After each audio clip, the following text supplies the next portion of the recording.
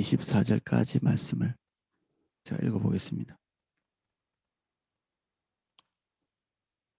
내가 진실로 진실로 너희에게 이르노니 나를 믿는 자는 내가 하는 일을 그도 할 것이요 또한 그보다 큰 일도 하리니 이는 내가 아버지께로 감이라. 너희가 내 이름으로 무엇을 구하든지 내가 행하리니 이는 아버지로 하여금 아들로 말미암아 영광을 받으시게 하려 함이라. 내 이름으로 무엇이든지 내게 구하면 내가 행하리라. 너희가 나를 사랑하면 나의 계명을 지키리라. 내가 아버지께 구하겠으니 그가 또 다른 보혜사를 너희에게 주사 영원토록 너희와 함께 있게 하리니 그는 진리의 영이라. 세상은 능히 그를 받지 못하나니 이는 그를 보지도 못하고 알지도 못함이라. 그러나 너희는 그를 아나니 그는 너희와 함께 거하시며 또 너희 속에 계시겠음이라. 내가 너희를 고아와 같이 버려두지 아니하고 너희에게로 오리라. 조금 있으면 세상은 나를 보지 못할 것이요 것이로되 너희는 나를 보리니 이는 내가 살아있고 너희도 살아있겠음이라. 그날에 내가 아버지 안에 너희가 내 안에 내가 너희 안에 있는 것을 너희가 알리라. 나의 계명을 지키는 자라야 나를 사랑하는 자니 나를 사랑하는 자는 내 아버지께 사랑을 받을 것이요 나도 그를 사랑하며 그에게 나를 나타내리라. 가룟 아닌 유다가 이르되 주여 어찌하여 자기를 우리에게는 나타내시고 세상에는 아니하려 하시나이까. 예수께서 대답하여 이르시되 사람이 나를 사랑하면 내 말을 지키리니 내 아버지께서 그를 사랑하실 것이요 우리가 그에게 가서 거처를 그와 함께 하리라. 나를 사랑하지 아니하는 자는 내 말을 지키지 아니하나니 너희가 듣는 말은 내 말이 아니요 나를 보내신 아버지의 말씀이니라. 아멘. 네, 한 절씩 내용을 살펴보겠습니다. 12절. 너희가 내 이름으로 무엇을 구하든지 내가 행하리니 이는 아버지로 하여금 아들로 말미암아 영광을 받으시게 하려 함이라.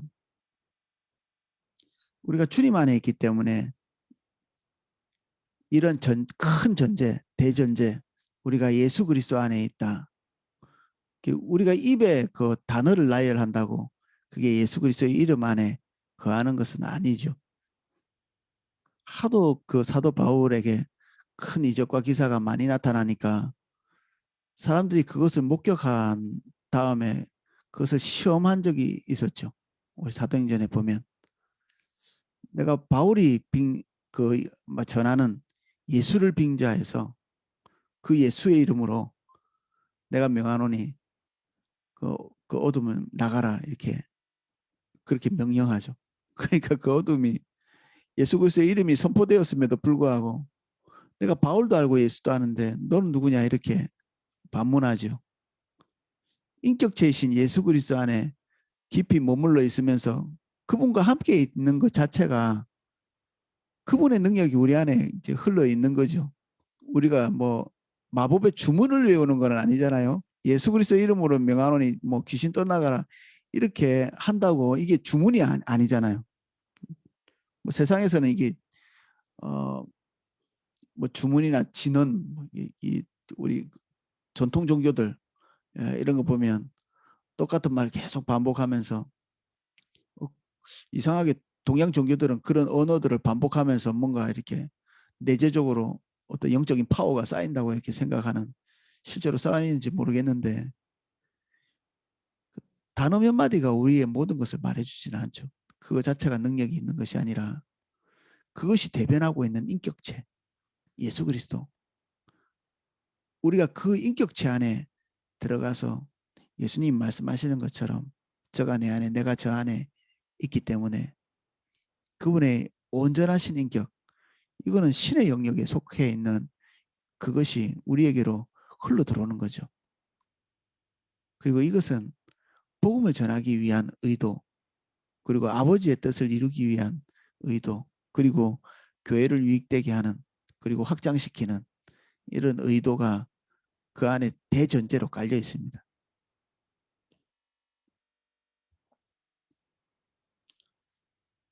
나를 믿는 자는 내가 하는 일을 그도 할 것이요 또한 그보다 큰 일도 하리니 이는 내가 아버지께로 감이라. 예수님은 그 이스라엘 밖으로 거의 나오시지 않으셨습니다. 그리고 예수님의 사역은 사도들과 그 주변에 있는 사람들에게 집중되어 있었고요.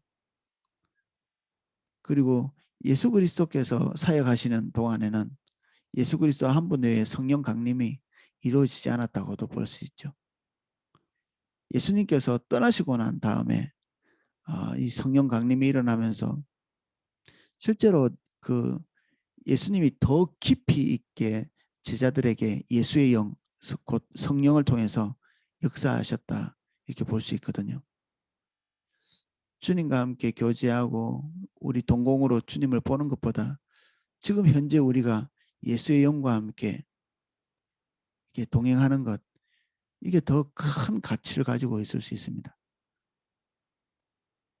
특별한 의미죠. 예수님과 한 세대를 같이 살았다는 것이.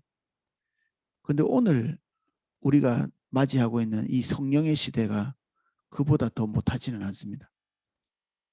우리는 진짜 엄청난 시대를 살고 있는 거죠. 하나님의 영이 모든 예수 믿는 자들 안에 역사하는 그러한 시대를 살고 있습니다. 여러분 안에 그 영이 계시고요.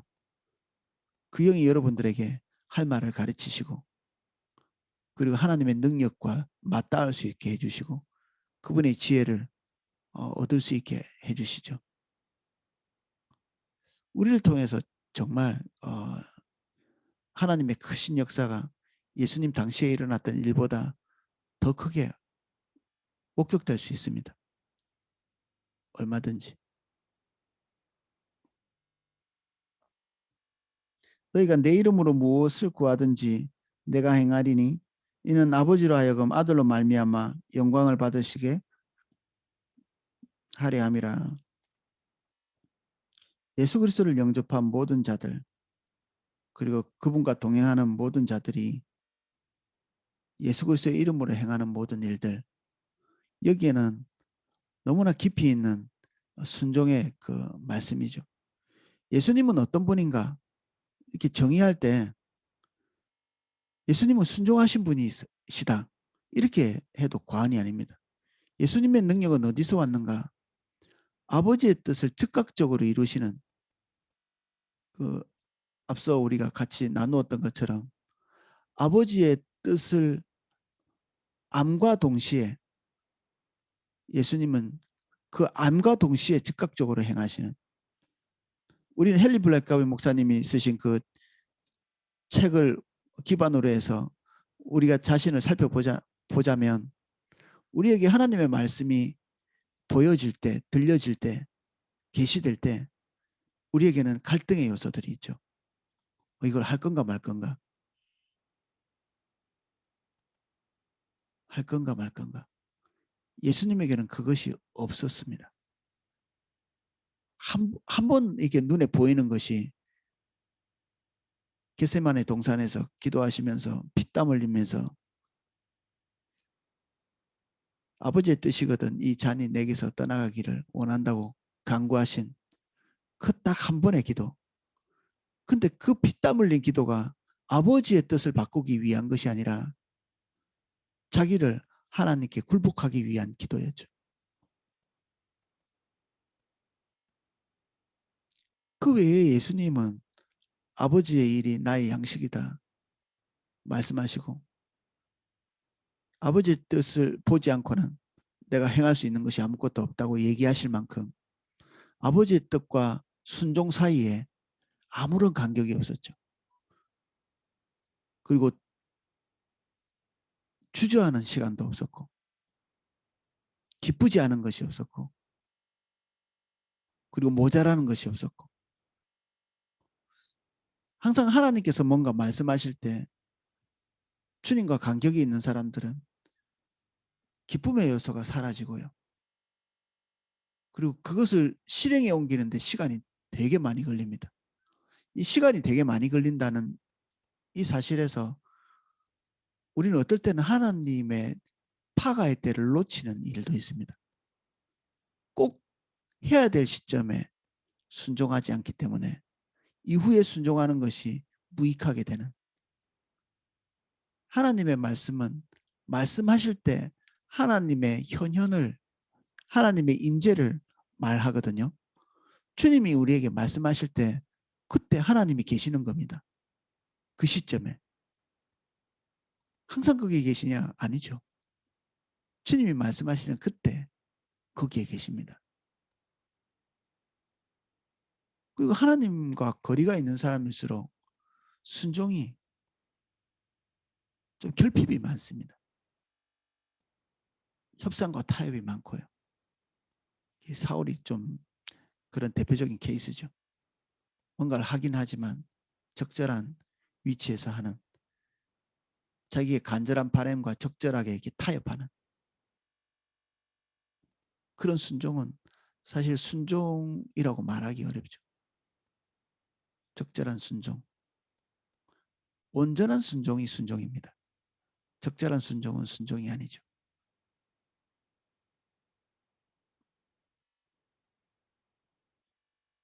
내 이름으로 무엇이든지 내게 구하면 내가 행하리라. 아버지와 예수님이, 하나님 예수 하나님 아버지와 예수님이 너무나 밀접하게 하나 되어 있기 때문에 아버지의 뜻이 예수님의 뜻이었던 것 같이 예수님과 우리가 완벽하게 연합되어 있기 때문에 예수님의 뜻이 나의 뜻이 되는, 그래서 우리의 성정 안에서 하나님께서 지속적으로 하나님의 성품을 부어주심으로써 우리 입에서 고백되어지는 모든 것이 아버지의 뜻과 일치되는, 그래서 우리의 성정 안에서 하나님과 대치되는 것이 나올 수 없는 그런 우리가 되는 것. 그래서 어거스틴이 말한 것처럼 하나님을 사랑하고 나면 그 외에는 그냥 마음대로 행하라고 이렇게 얘기하잖아요. 그분의 성품이 우리를 옥죄이지 않죠. 그분의 성품이 우리에게 충만하게 임할수록 우린 주님을 따라가는 것이 우리에게 부자연스럽지도 않고 우리와 이게 대치되지도 않고 우리의 생각과 우리의 소원과 대립되지도 않습니다. 주님과 뭔가 대립되어 있다면 우리가 하나님과의 거리를 다시 재정립하는 것이 필요하겠죠.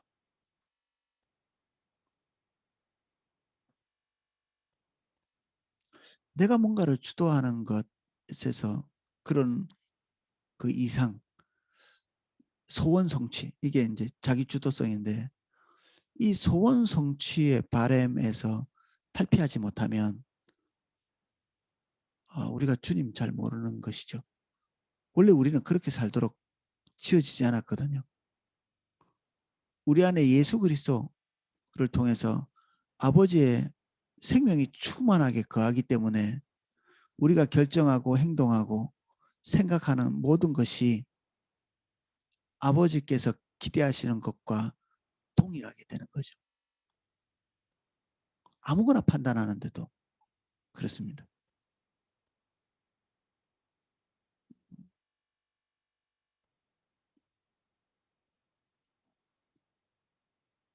너희가 나를 사랑하면 나의 계명을 지키리라. 주님과 의도가 완전히 일치하는, 예수님과 우리가 완전히 그 의도가 일치하는, 어떤 사람을 볼 때 그 사람을 향한 우리의 마음이 일치하고 어떤 환경이 우리에게 닥쳐올 때 그 환경에 대한 해석이 하나님께서 그것을 허락하신 것과 우리가 그것을 해석하는 것이 일치되는,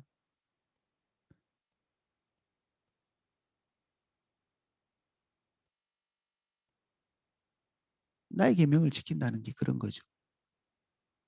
기계적인 어떤 순종이 아니라 그것이 그다지 이렇게 힘들지 않은, 우리의 상태가 되는 것입니다.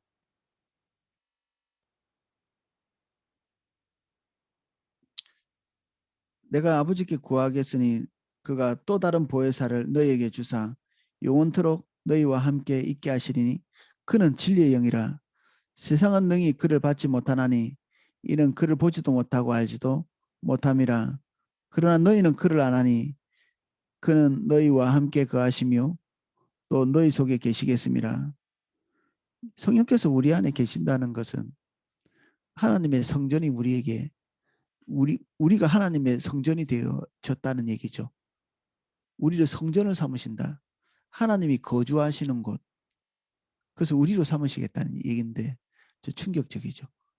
구약 성경은 성막 아니면 성전 여기에 계셨는데 성령께서 우리 안에 거주하십니다. 이 사이에 사실 예수님과 함께 성령께서 거주하셨죠. 성부 성자 성령이 삼위일체이시면서도 성자 예수님께 그 침례 요한이 예수님께 침례 줄 때 성령이 거기에 오셔서 그 위에 거주하시죠. 오늘 예수 믿는 모든 자들에게 성령께서 거주하십니다. 그분이 오셔서 기대하는 게 뭘까요? 성령님이 우리에게 오셨는데 그분이 기대하는 게 뭘까요? 우리에게서 막 신비한 파워들이 막 나가는 이런 것을 기대하고 우리 안에 거주하실까요? 그분이 우리를 통치하기를 원하시는 거죠. 우리와 연합하셔서 아버지의 뜻을 우리와 함께 성취하기를 기대하시는 것입니다. 그리고 제일 큰 목적은 성령님도 우리를 좋아하십니다. 모든 믿는 자 안에서 우리와 교제하기를 원하시죠. 이게 첫 번째 목적이고 사랑하시기에 우리와 동행하려고 하시는 거죠. 하나님이 우리의 능력이 필요하시지도 않고 우리가 가지고 있는 뭔가가 필요하시지 않죠. 우리에게 있는 모든 것이 주님으로부터 온 거잖아요.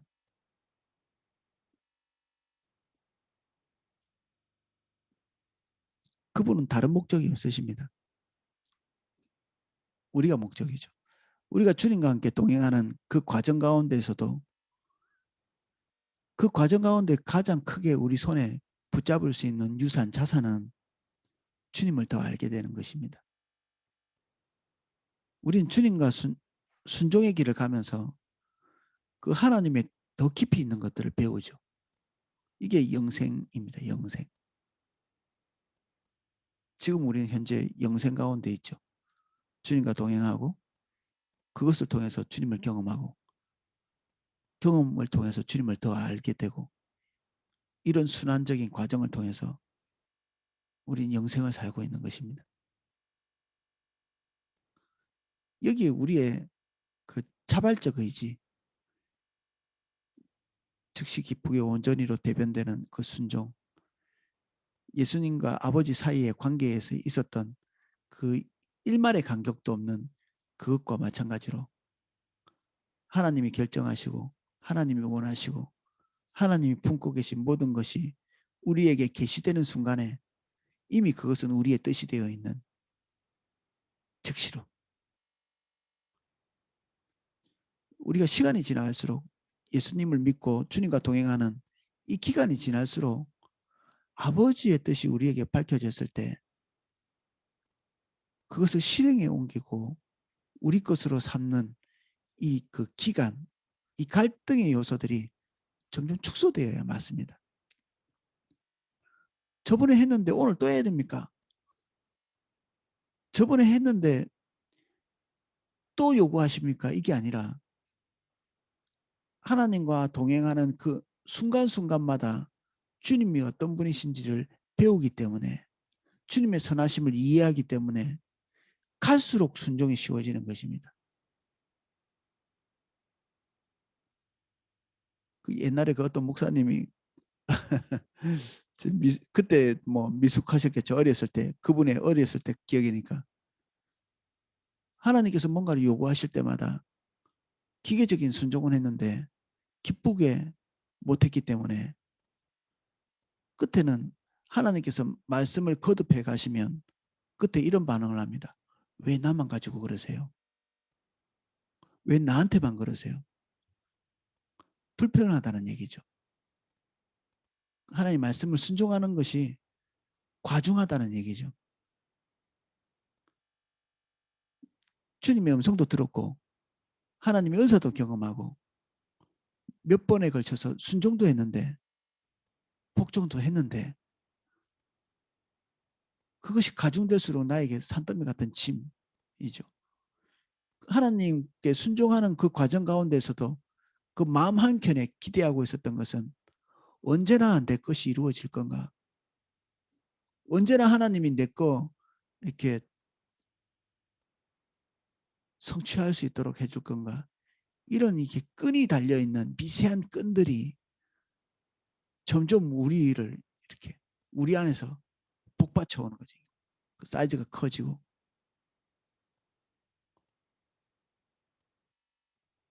출발부터 뭔가가 문제가 있었던 것입니다. 출발부터.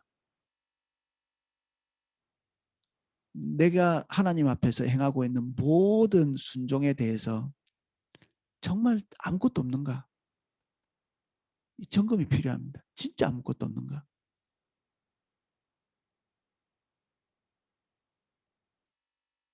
이것을 하면 나에게 떨어질 그 콩고물이 뭔가? 주님께 순종하면 나에게 떨어질 것이 뭔가? 이것들에 집착하면 하나님께서 그에 상응하는 것들이 우리에게 주어지지 않을 때 낙심이 크죠. 크게 낙심합니다. 구약 성경보다 큰 위대한 그 진리가 여기 있습니다.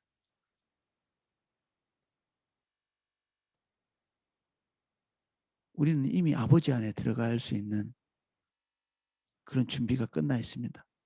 예수 그리스도 안에서 완전한 속죄를 경험하고 있는 우리들, 아버지의 의도 안에 더 깊이 들어갈 수 있는 모든 준비가 되어 있죠.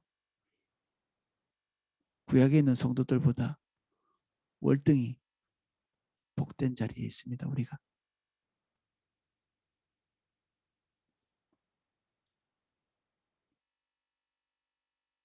내가 너희를 고아와 같이 버려두지 아니하고 너희에게로 오리라.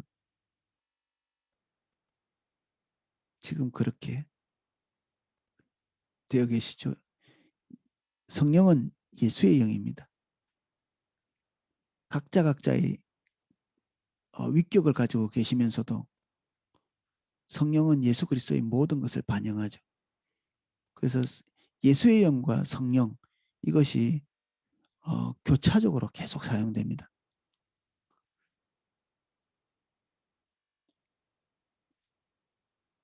사도행전에서 그렇습니다. 조금 있으면 세상은 나를 보지 못할 것이로되 너희는 나를 보리니 이는 내가 살아있고 너희도 살아있겠음이라. 그날에는 내 아버지 안에 너희가 내 안에 내가 너희 안에 있는 것을 너희가 알리라. 이런 말들은 대단한 신비죠.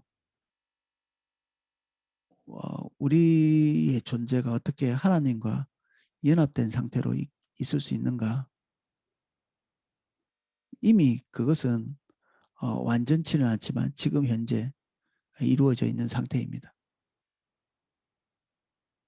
그리고 우리의 의지가 그것을 기뻐할 때 우리는 더 깊이 연합되어지죠. 성령께서 오셨다고 우리의 의지가 망가지지는 않습니다. 우리가 귀신 들린 사람들처럼 우리의 의지도 없이 그냥 모든 것이 성령께 질질 끌려다니는 그런 상태가 절대로 되지 않습니다. 성령께서 우리에게 말씀하시는 것들을 스스로 결단해서 드려지는 이런 것들이 없으면 성령께서 우리를 마음껏 통치하실 수가 없습니다. 항상 하나님은 놓고 하시는 분이시죠. 제한하시는 분이십니다. 폭군이 아니시란 얘기입니다. 얼마든지 폭군처럼 하실 수 있는 분이시지만 그렇게 하시지 않죠. 사랑의 관계라는 것은 정말 신비로운 것입니다. 사랑이라는 것이 어떤 감정적인 요소가 아니고요. 청년들 맨날 가르치는 것이 사랑은 삘 받는 것이 아니라고 얘기하는데,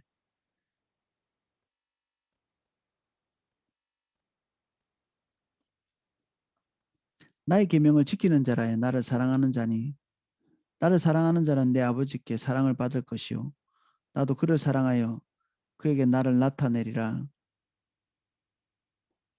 22절, 가룟인 아닌 유다가, 그 예수님의 제자는 동명이 많죠. 유다도, 지금 가룟 유다는 지금 예수님 팔아먹으러 나간 상태죠. 지금 이 장면에서는. 그러니까 가룟 유다는 이 자리에 없습니다. 가룟 유다가 빠져있는 11 제자에게 예수님께서 지금 말씀하고 계시는 거죠. 그래서 성경 읽다가 좀 이게 좀 헷갈릴 수도 있습니다. 이 유다가 그 유다인가. 뭐 그래서 보면 예수님의 12 제자가 동명인 사람이 시몬이 2명입니다. 베드로 시몬이 있고요. 그리고 그 셀롯당 시몬이 있죠. 그 열심당이라고 부르는.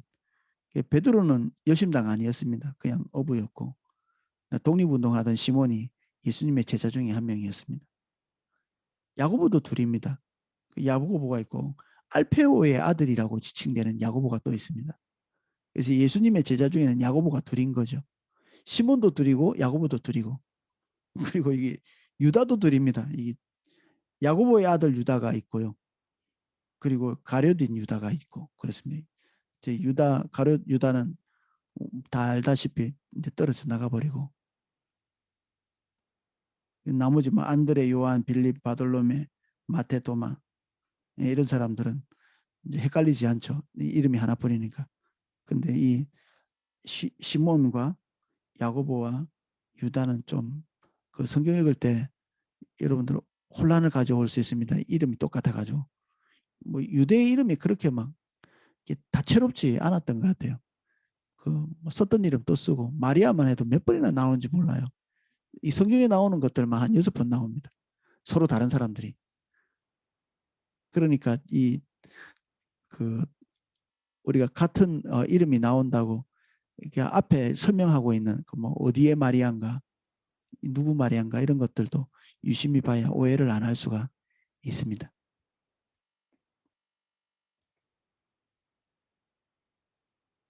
주여 어찌하여 자기를 우리에게 나타내시고 세상에는 아니하시려니까 나이까. 예수께서 대답하여 이르시되 사람이 나를 사랑하면 내 말을 지키리니 내 아버지께서 그를 사랑하실 것이요 우리가 그에게 가서 거처를 그와 함께 하리라. 예수님께서 사람들 앞에서 두각을 드러내시기 위해서 우리에게 오시는 것은 아니죠. 첫 번째 목적은 우리 자체를 사랑하시기 때문에 함께 있고자 하시는 것이고, 우리를 통해서 하시고자 하는 아버지의 뜻이 열방에 있죠. 그 열방도 주님 안에 돌아오기를 원하시기에 우리와 함께 하시는 일 속에는 항상 열방이 포함되어 있습니다. 아버지의 뜻이 포함되어 있죠.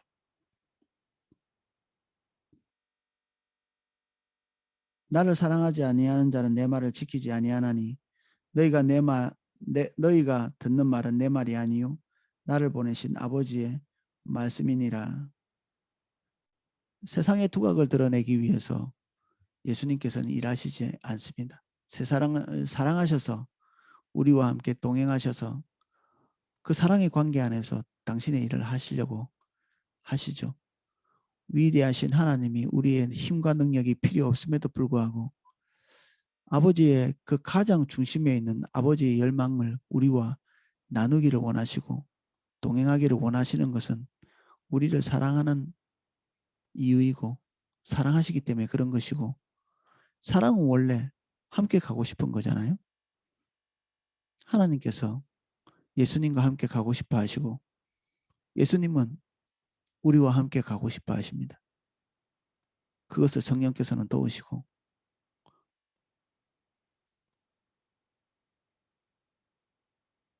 이 가룟이 아닌 유다도 오해를 했죠. 예수님께서 세상에 두각을 드러내시면서 그들이 기대하는 바 외적인 어떤 영화나 어떤 권세나 영향력이나 행사하기를 기대하셨던 것 같아요. 이 사도 요한, 사도 유다가. 우리도 할 수 있는 질문이죠.